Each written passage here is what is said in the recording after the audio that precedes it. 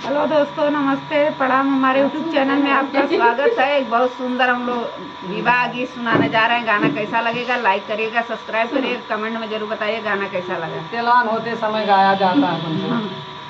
के नहीं बोइए मोरे रही सरसोईया,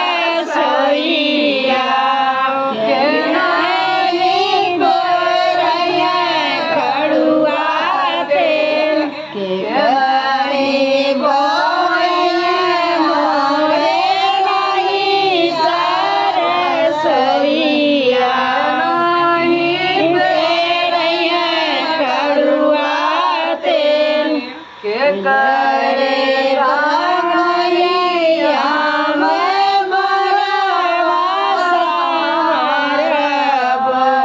के करे सिंदूरे सोहाग, के करे गगैया में मरवा सारब, के करे सिंदूरे सोहाग। मोरे राई सरसोईया,